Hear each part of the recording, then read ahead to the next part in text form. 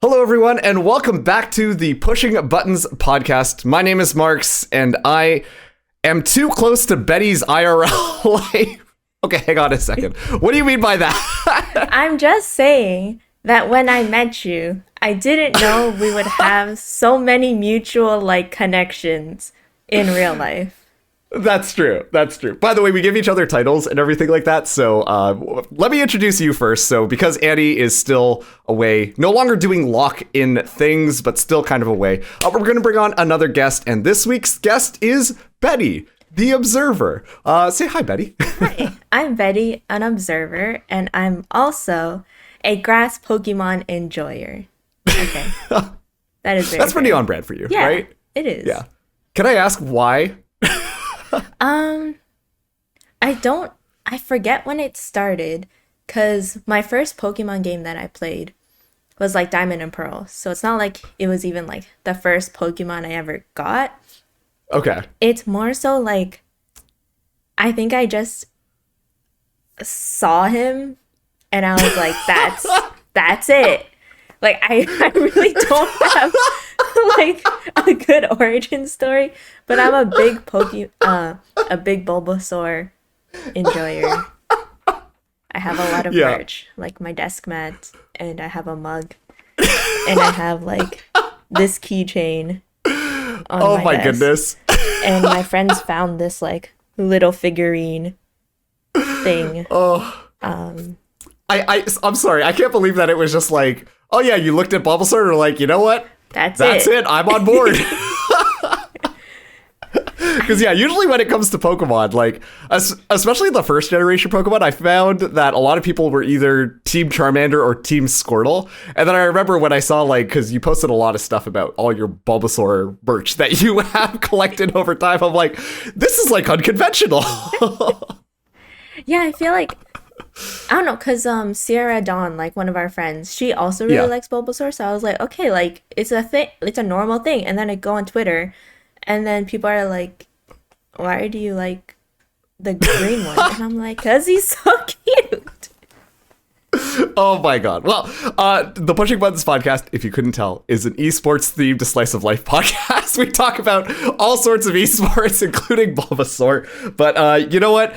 Since once again Annie is gone, I thought that this would be a good opportunity to kind of talk to some of the other people behind the production. And Betty has been an observer in VALORANT for quite a little bit of a time now. So Betty, why don't you start off by letting us know how did you first start getting into observing, and kind of what stuck out about observing to you that made you want to continue to do it? Yeah. So it's been, I think it's almost exactly 2 years now, when my first stint into esports was with this group that Moon started, called Proud Ontario Gamers, which was created during the pandemic for Ontario post-secondary school esports teams to kind of get together and create a community. So then they hosted a VALORANT tournament. And at the time, I was only playing League of Legends. Yeah. Ooh. Sorry. Yeah, so that was my main game that I played in high school and stopped playing once I got into university. And then I was like, I don't really know much about this VALORANT game, but I really want to help with adminning. And I was like, you don't need to play the game to organize things, right? So that turned out to be true. And then during the stream, I realized oh, this game looks pretty good. And most first person POV games give me headaches, so I was like, okay, after watching this stream, it's not too bad. So then I started playing it, and then I joined Galorants, which is a server for marginalized genders, people who play VALORANT. And then there were these training programs, and one was commentary and one was observing. And at the time, I had no idea what observing was, but I knew that if put together with commentating, I think I would prefer observing rather than talking on camera. So then I met up with Days Dreams, who also goes by Tasia, or Tasia's her real name. Tazy is her Discord. But she was the mentor and still is. And she was like, hey, this is what observing is. if you want to Yeah. give it a shot with the in-houses, then like we can VOD review and go through what how to improve and stuff. So Yeah. then I started doing the in-houses, and then I was like, hey, this is pretty fun. So to get to your question, what made it stick? Yeah.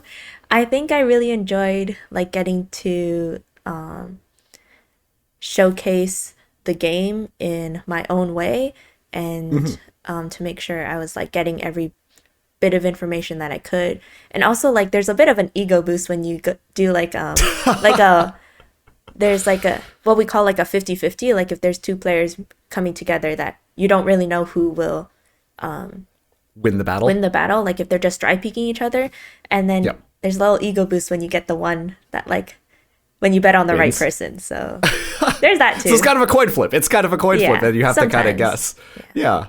Oh, that's actually really interesting. I didn't realize that you started out tournament like adminning and all of that type of stuff before you got into observing.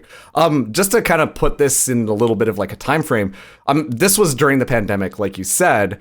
But was it like peak pandemic when literally everybody and their mother were trying to play Valorant for the first time ever? No, it was so I think Valorant came out April 2020, and this was like February 2021. So like almost a year after it came out. And then yeah, that's when I hopped on the Valorant train. Okay, gotcha. And so, quite frankly, like your career in observing, I feel like you've kind of shot up pretty quickly compared to, well, I don't want to compare anybody to anybody, so we're going to just pretend I didn't say that one. But yeah, like what kind of kept you so into, I want to pursue that next observing gig and I want to try and like get up there. What was kind of keeping you motivated while all of this pandemic stuff was going on? And honestly, the esports production side of Valorant was starting to get like pretty crowded. Yeah, so in my like real life side of things outside of observing, I do like theater production, and then with the pandemic and everything, like there was no way to do much theater outside of like virtual Zoom kind of things. So then I was left, I was a bit busy with school, but after school ended in April, I was kind of like, well, I have lots of free time and I feel like I need to be doing something.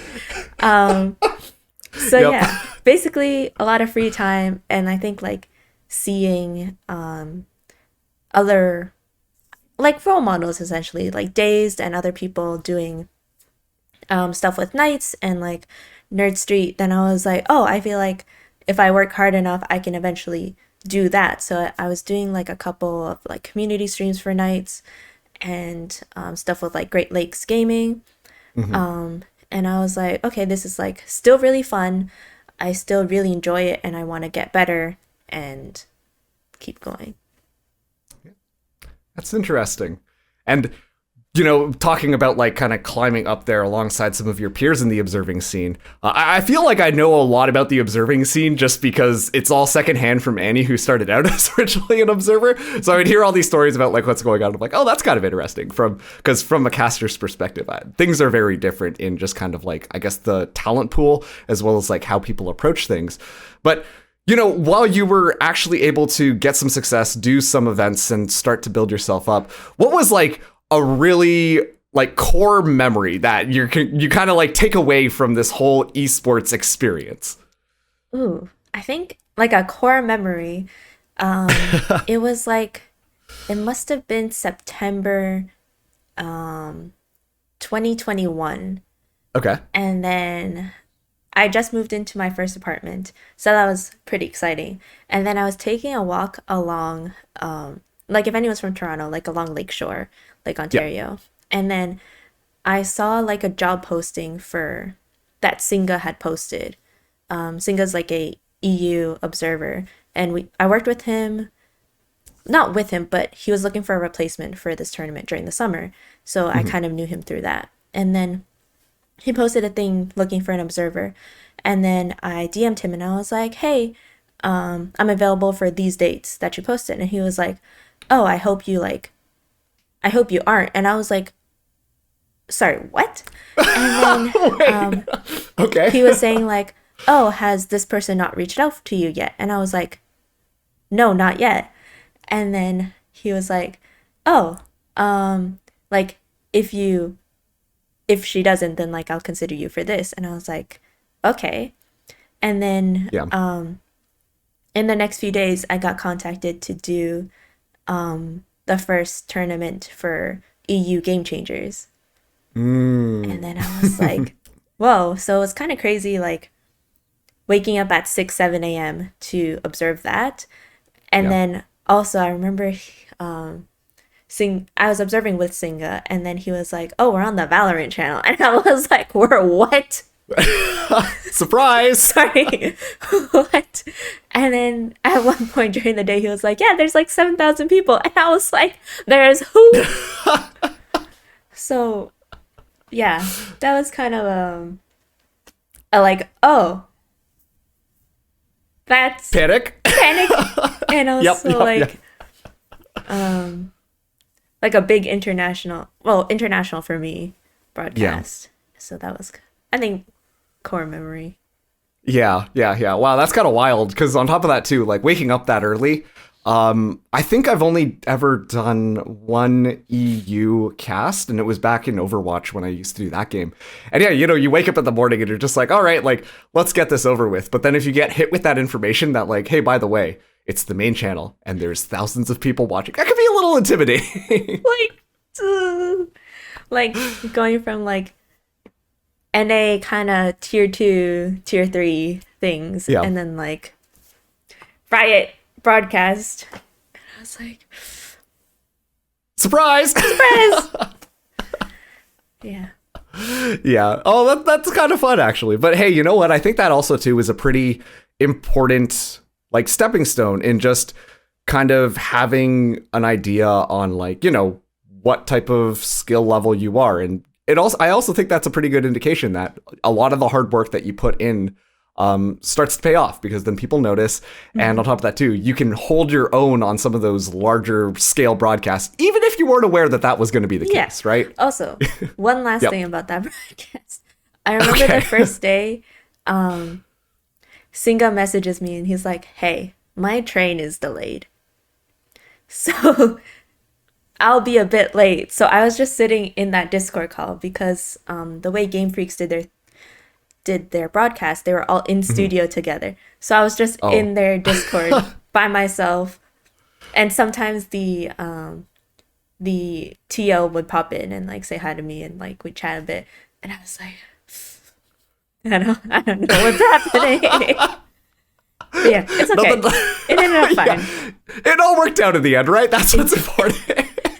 Fun fact about the production booth, that sometimes does happen when you're just like, okay, I'm just gonna go into this call, and you're like, and nobody else is here. But it is always nice when somebody does come in, and then you chat a little bit, and you get to like know the other people that you work with. I mean, like, quite frankly, so you hinted at this at the beginning with the title for me, but that's kind of how we got to know each other, because we were working, I can't remember what the broadcast was before, and then it was one of those like quiet production room type of things. And then I remember you hopped in, and so eventually like we just started talking, and then we realized that we went to the same high school together. And we grew Just up separated in the by 4 years. Same city. Yep. We know a lot of the same people. Yep. Apparently our hometown is you kind of know everybody as long as you were in music, because yeah, that was a thing back then. But just to comment quickly on that, I know I'm going off the rails here a little bit from our predetermined questions, but one of the coolest things that I've found in working in the esports space is, getting to know some of the other people who are also working in this space. Case in point, like me and you, I talked about this on the last episode with Ravish as well, but just being able to see the people that you're working with in person and actually becoming like friends with them beyond just like, all right, let's start the game now. Okay, we work. All right, have a good night, guys. Bye. You've met quite a few of your peers as well, and you've actually been working quite a few like in-person events, but what's that feeling like, being able to, meet some of these people who you know so well for the first time in person? It's like there's a sense of like, oh, that's how tall you are. First of all. Okay, hold on. I'll stop you there for a second. Was I taller or shorter than you expected? I think you were taller than I expected. Let's go. Okay, sorry, continue. Just like, yeah, because you set your camera down on you. So Yes. like you look like you're, I don't want to say height, but like you look like you could be my height or you could be Okay. like the same as other people. And then like you came into I think we first met at T-Val. Yep. The first one. Yeah, and then you walked in and I was like, Surprise! I was like, yeah, that's the first thing you notice. And then Yeah. And then second, you're like, oh, you exist outside my screen and Discord. And then third, you're like, oh, hi, it's so nice to meet you. And then like, I don't know, it's just a lot more personable because like, I think during T-Val, we were only like Twitter mutuals and like would occasionally comment on each other's stuff. But then like, I think naturally when you're in person, like you start chatting more than you would like if you were just in the same Discord call as someone or like seeing their post on Twitter. So yeah, it was really nice just getting to know all the people that I had met and like seen online and get to know them more in like a more, I don't know, like conversational and like social environment. Yeah. Yeah. No, that makes 100% sense. I mean, obviously, so, okay, I'm going to use an analogy here from when I'm doing my day job type of thing because, you know, when you hop onto a virtual call with somebody, it's under the pretense that like, okay, we're having a meeting because we're just working. I think that is also the case, especially for a lot of these virtual tournaments. But what you kind of lose from that is exactly what you're talking about. You know, the just like, oh, hey, like, how's it going? And chatting with people and just kind of seeing how they are and interacting with them without kind of that.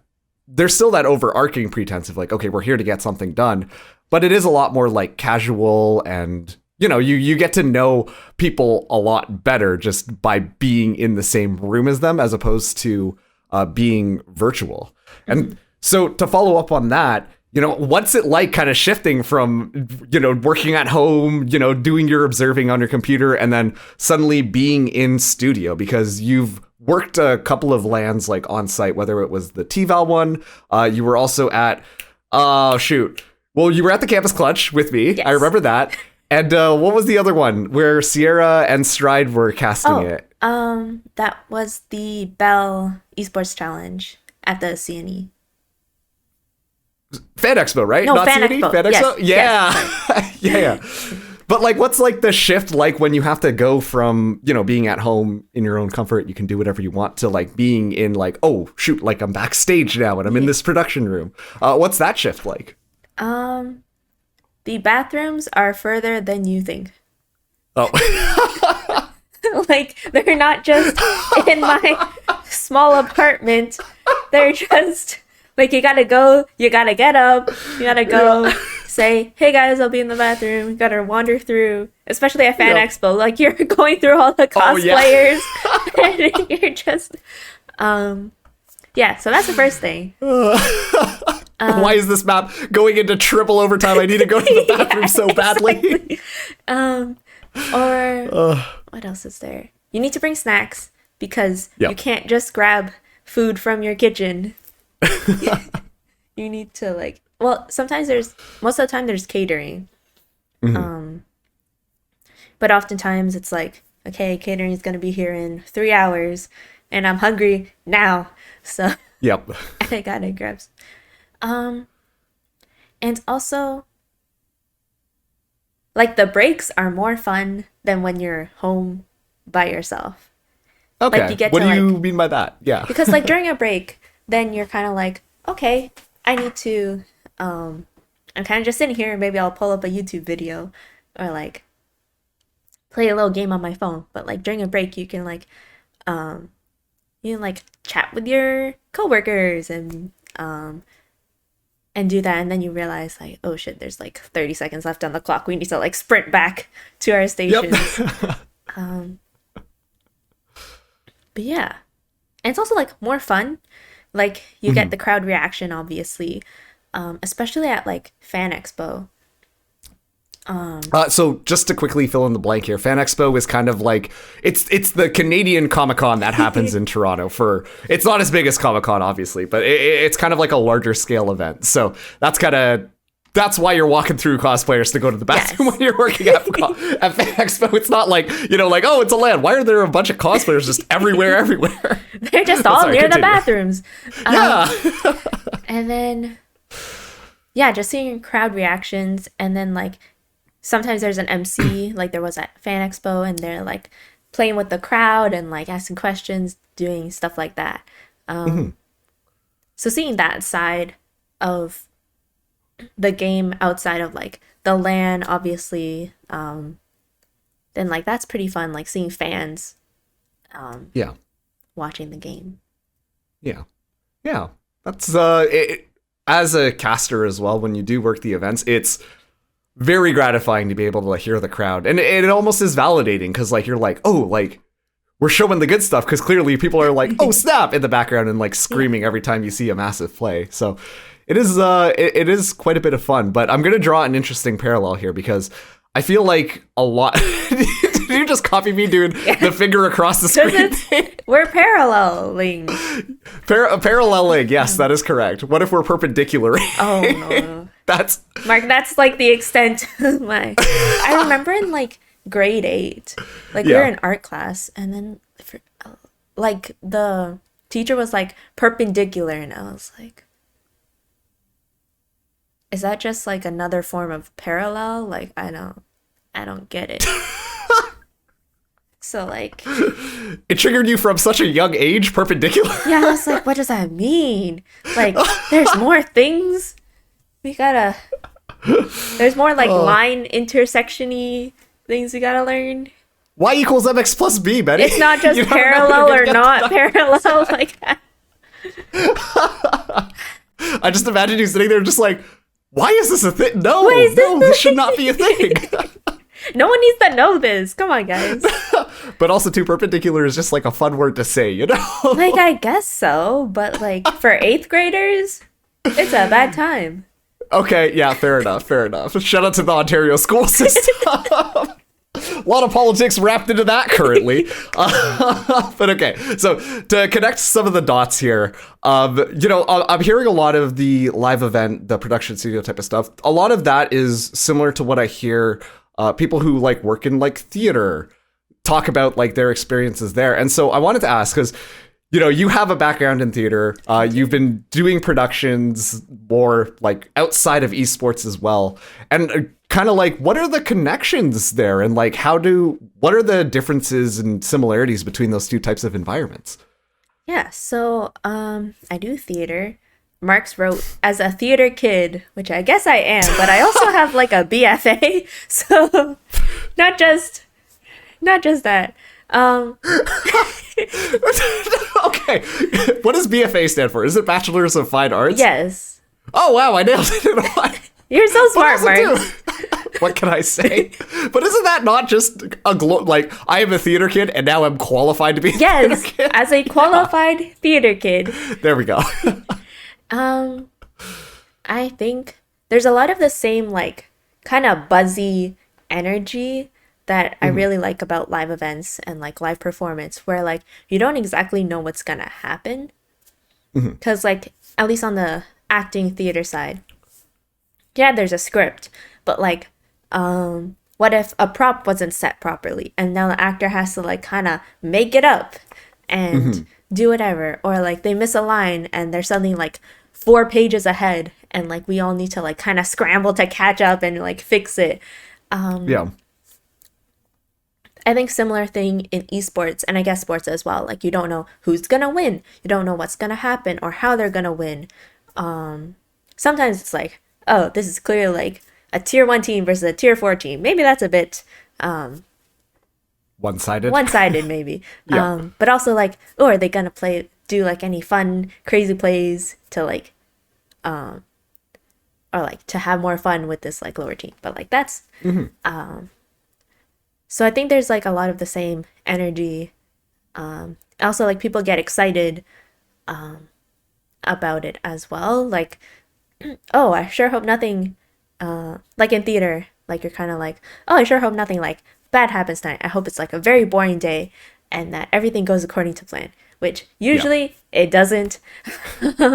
And then I think there's also the same energy as when maybe something technical breaks down and then you have to like scramble to fix it. And then once it's done, there's like that kind of adrenaline. I know like one of our friends, Brandon, he's like, it's really boring when nothing like breaks. Oh God.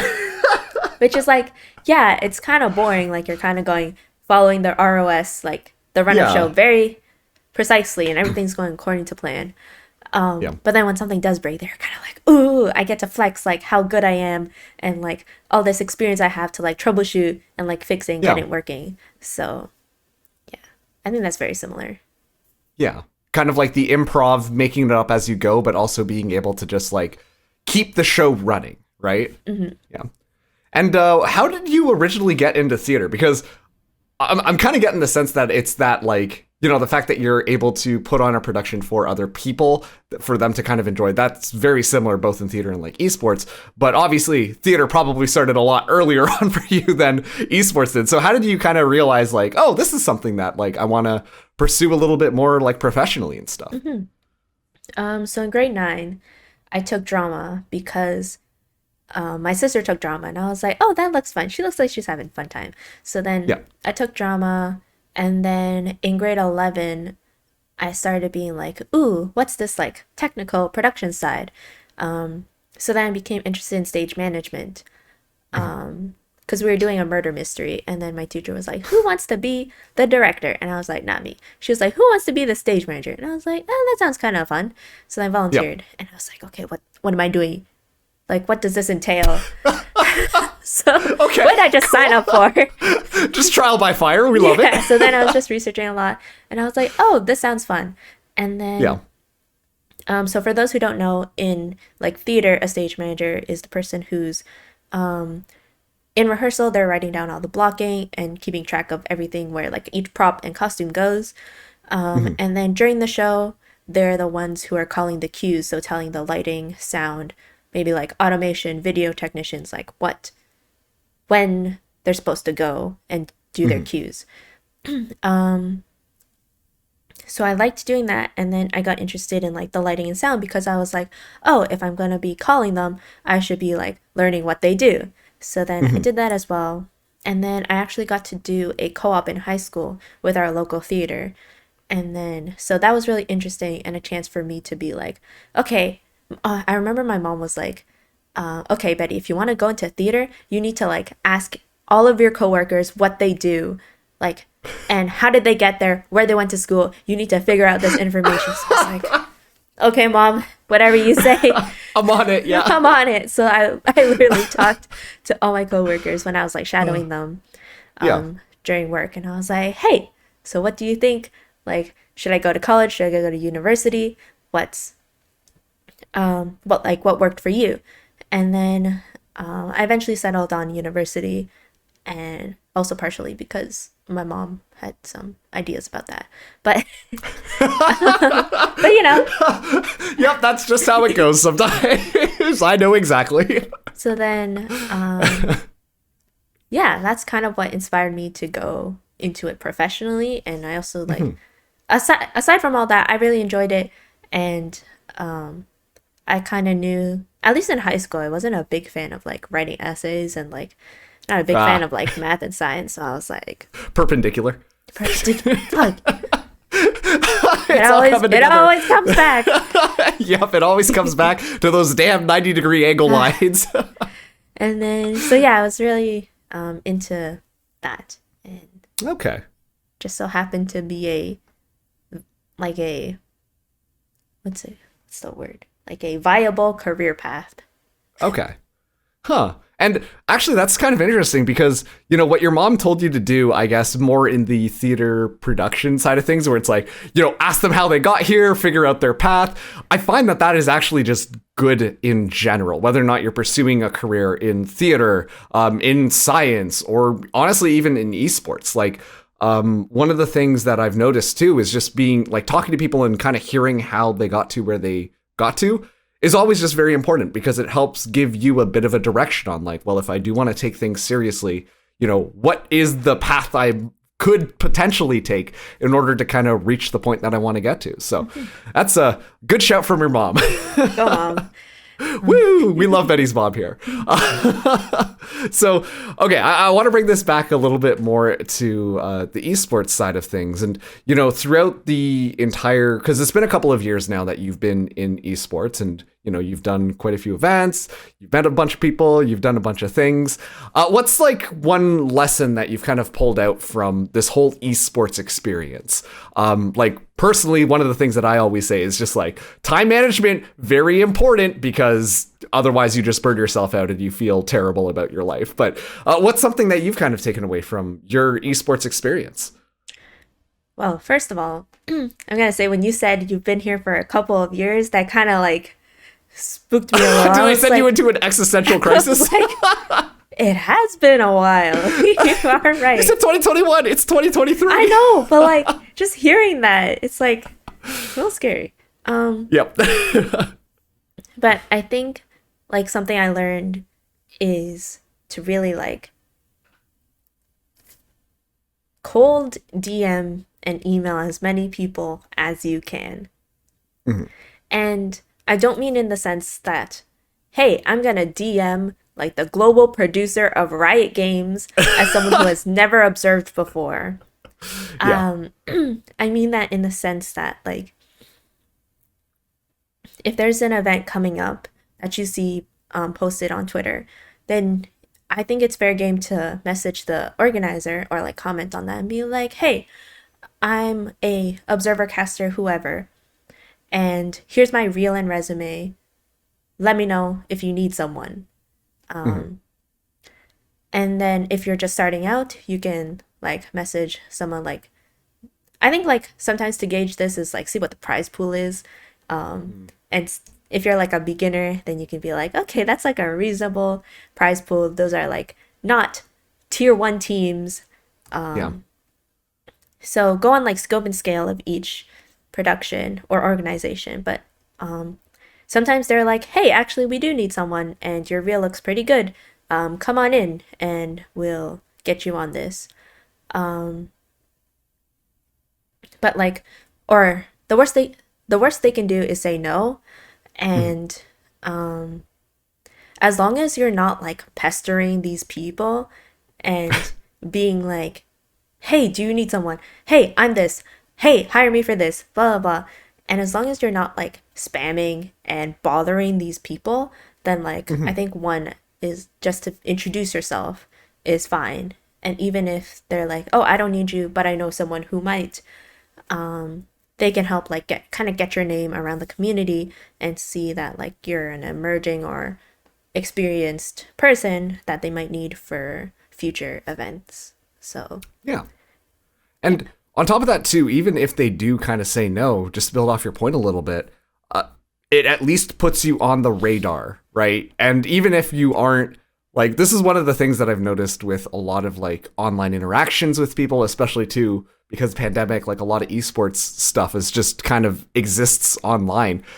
Just having people aware of who you are, even if it isn't like, yes, I am observer/caster extraordinaire. That is who I am. Just being in the space and showing that you're like doing these types of things, honestly, just goes a long way because people like seeing people who take a little bit more proactive approaches to, they're passionate about it. They want this. They're going for it.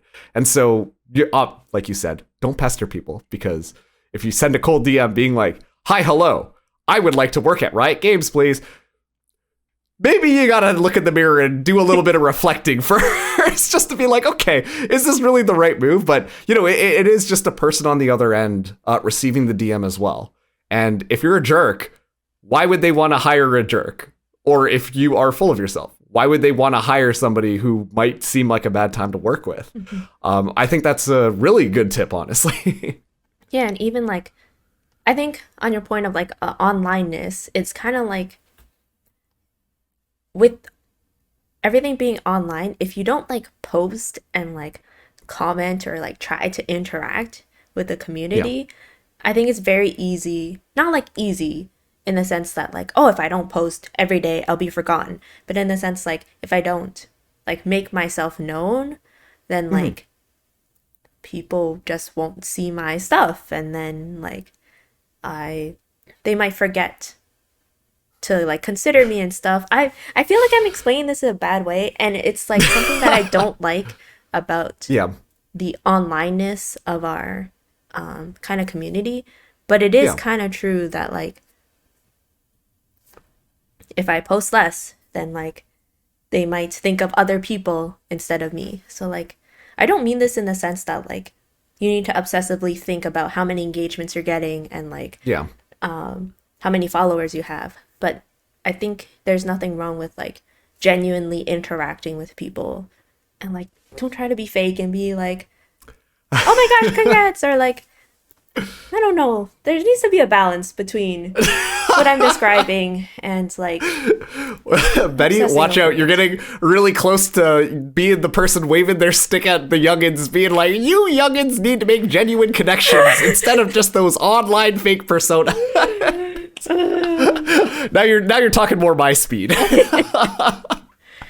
No, I think I see what you're getting at, and I tend to agree as well. Because if I were to try and take a stab at summarizing it, which it is pretty difficult, there's a lot of being, I don't want to use the word fake, but it's kind of like, it's very obvious that somebody is just doing this, not because they enjoy it, but because they're like, according to my well thought out, meticulous plan, this is what I must do, and I must tweet at this time, and must do da da da da da da da.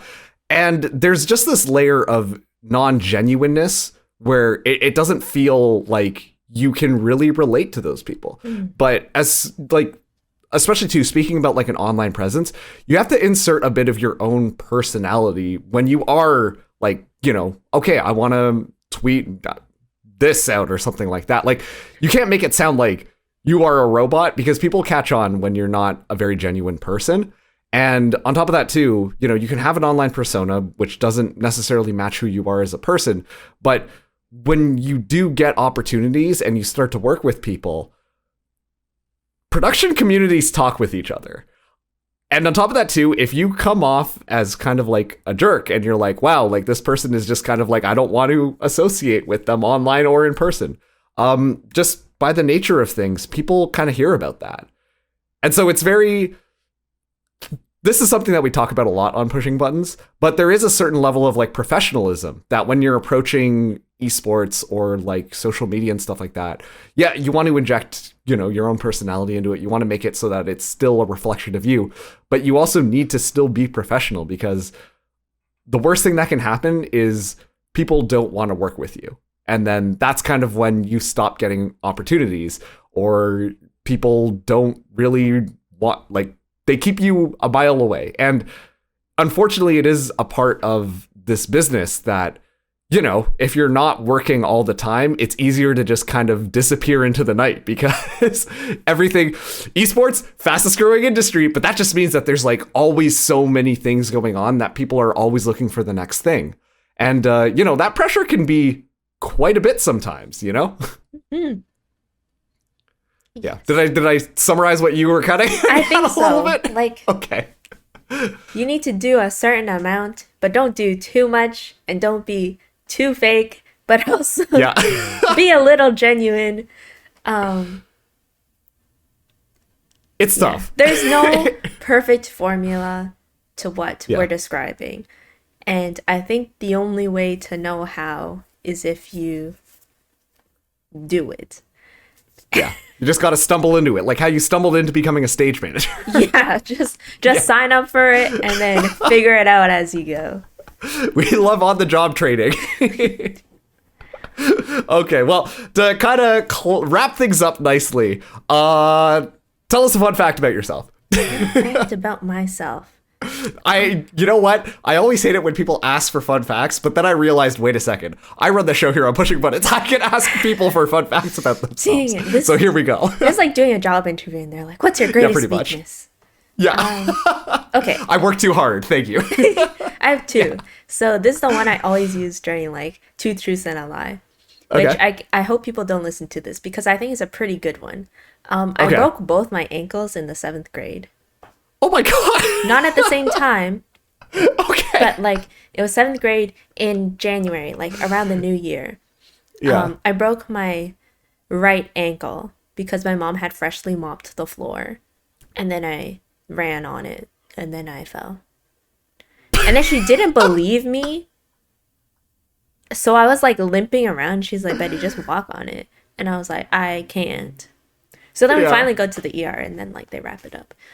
Then the second time it was like around May or June of 7th grade. And then I broke my other one because I was running. We were playing like Manhunt in a forest, I think. What?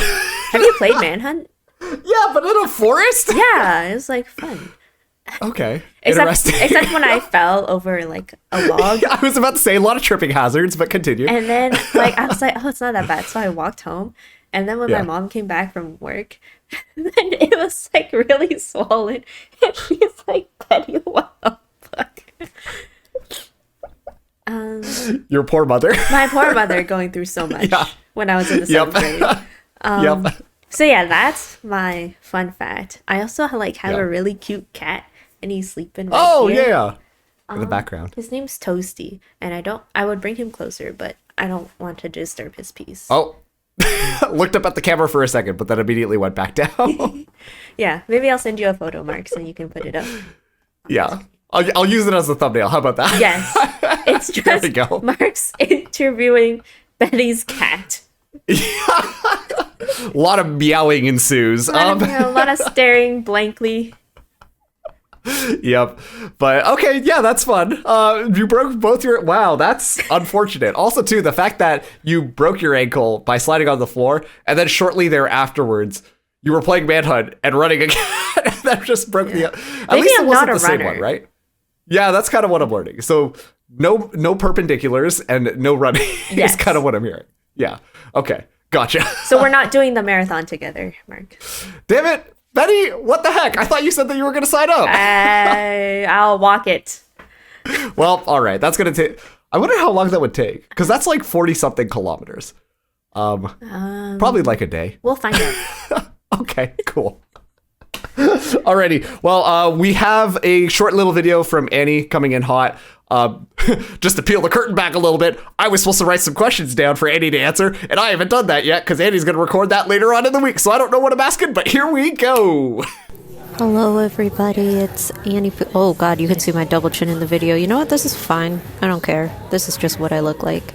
For all of our audio listeners, I'm recording from a really awkward angle. I'm looking down on all of you, and because of that, you can see my double chin. Anyways, hi, I'm Annie.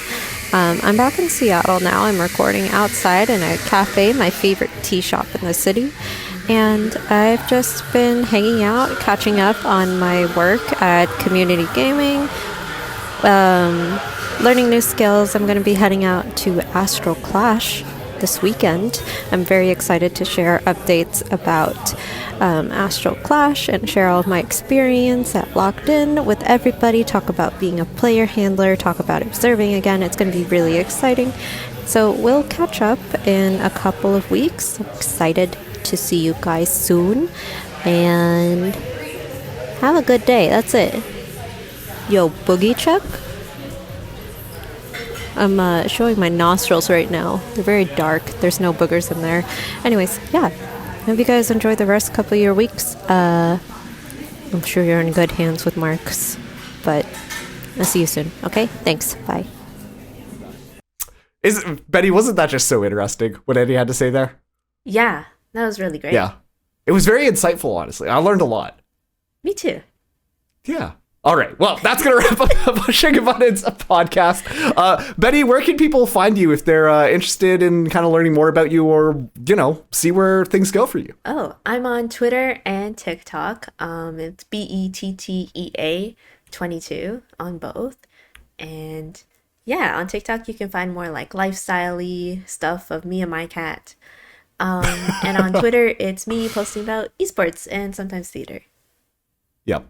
And your cat too. And I've seen my some cat, cat yeah. stuff on there. He's everywhere. I feel like that's just kind of like the prevailing overarching theme that connects the whole Betty social media experience. Betty, Bulbasaur, Betty's cat.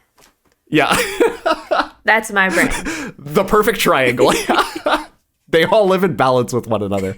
Okay, well, thank you guys so much for listening to the Pushing Buttons podcast. If you want to subscribe, what's the thing on the podcasting? Leave a review, follow. I remember all of these different things. Then please do that. That helps the podcast grow a little bit more. And once again, it's kind of just Annie is coming back for the next episode, which is coming back in 2 weeks, which I anticipate we're probably going to be talking about a lot of lock-in stories.